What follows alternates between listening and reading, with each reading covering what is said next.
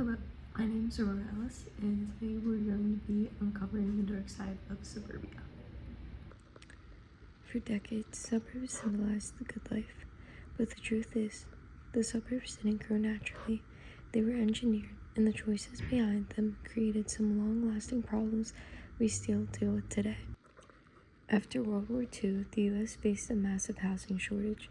Millions of returning soldiers needed homes fast. So developers like William Lovett stepped in with a revolutionary idea: mass-producing housing.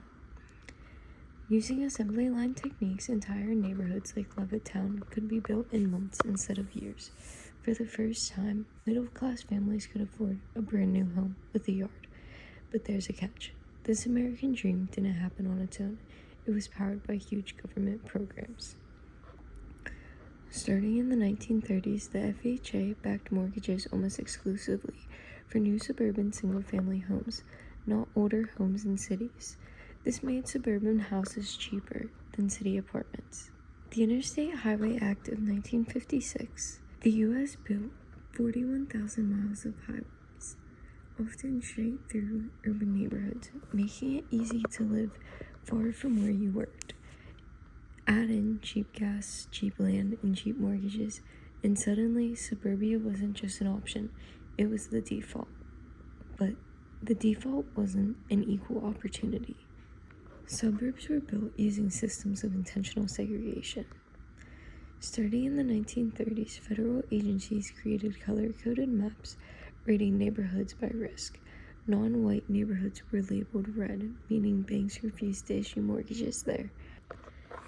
Money flowed out of cities that were marked predominantly red and into brand new white suburbs. Racial covenants also played a major role. Many suburban homes, especially in early developments like Levittown, contained restrictive covenants saying homes could only be sold to white buyers. These weren't informal agreements, they were written directly into property deeds.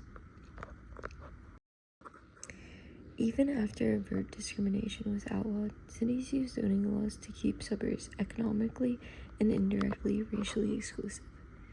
These include large minimum lot sizes, bans on apartments, minimum house prices, limits on mixed income housing.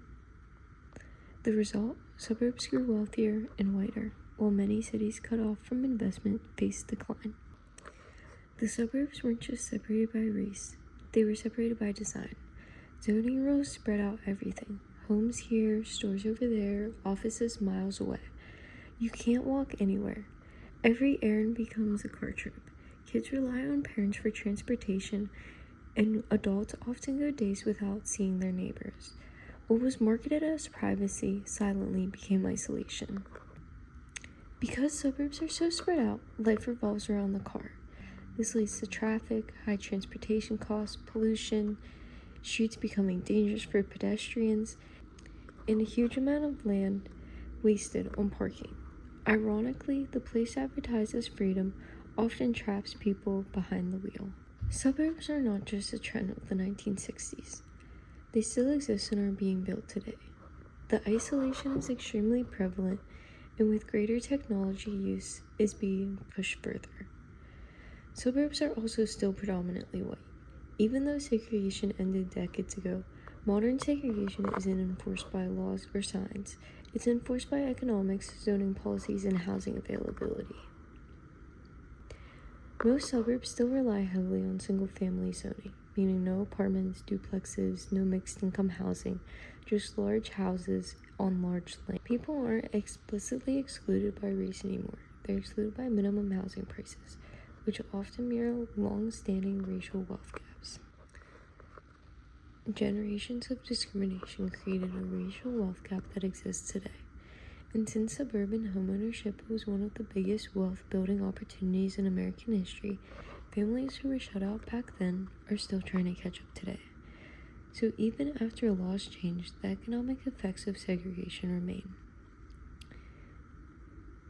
School district boundaries also reinforce these neighborhood lines. In many suburbs, school district borders line up almost perfectly with racial and income divides. High-rated schools raise home prices. High home prices keep certain families out. it creates a feedback loop where school quality becomes a subtle barrier, shaping who can afford to live where. Today's segregation doesn't look like the 1950s. There's no explicit bans, no posted rules, but when you zoom out, you still see communities divided by race, wealth, opportunity, and access. And it's not because of individual choices, but because of systems and design decisions made decades ago. Understanding this helps us see that suburbs didn't just used to be segregated, they often still are, just in quieter, structural ways. The good news: design and policy can change, and some places are already rewriting the story.